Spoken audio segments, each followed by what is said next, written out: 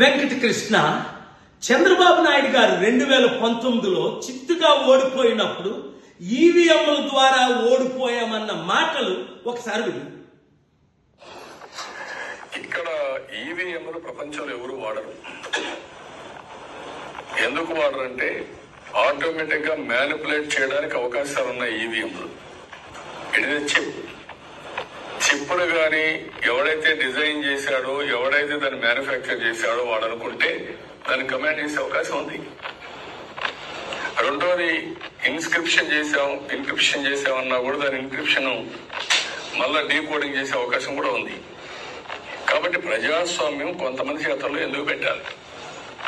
ఈ మధ్య కాలంలో కొంతమంది పదాలు తిరుగుతున్నారు, మేము డబ్బులు ఇస్తే మేము అంతా గెలిపిస్తామని, సీట్లని గెలిపిస్తామని పరిస్థితికి వచ్చారు. ఎక్కడే పోతే ప్రజాస్వామ్యం అడుగుతున్నా. ఇది అందరూ ఆలోచించాల్సిన అవసరం. దేశంలో ఉండే ప్రతి ఒక్క రాజకీయ పార్టీ, ప్రతి ఒక్క పౌరుడు వేరే ట్రాన్స్పరెన్సీ ఇన్ దిస్. ఈవీఎంలు వద్దు, ట్యాంపరింగ్ అవుతాయి, మెనిపులేట్ అవుతాయి, ఓట్లు నష్టపోతాం, ఓన్లీ బ్యాలెట్ పేపర్ ద్వారా ఎలక్షన్లు చేయాలి అని చంద్రబాబు నాయుడు గారు ప్రతి పార్టీకి పిలిపించారు కదా 2019లో. మరి ఇప్పుడు నువ్వు అంటుంది ఏంటి? ఈవీఎం ట్యాంపరింగ్ అవ్వలేదని. అంటే ఆయన పిచ్చోడా, నువ్వు పిచ్చోడువా? అప్పుడు మీరు సత్యం మాట్లాడారా?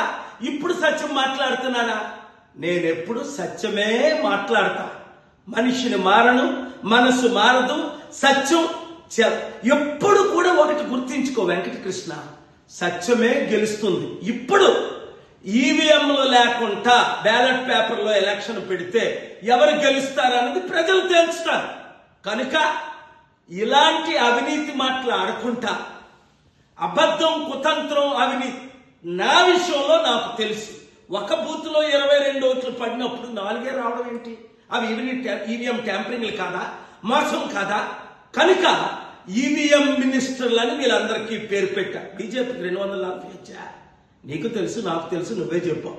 140 కూడా రాలేదు వారికి. అంటే 400 అంటే ఇప్పుడు 240 వస్తే ట్యాంపర్ అవ్వలేదే అనుకుంటారని కన్ఫ్యూజన్తో ప్రజలు తిరస్కరిస్తున్నారు ఇప్పుడున్న అవినీతి పరుల్ని.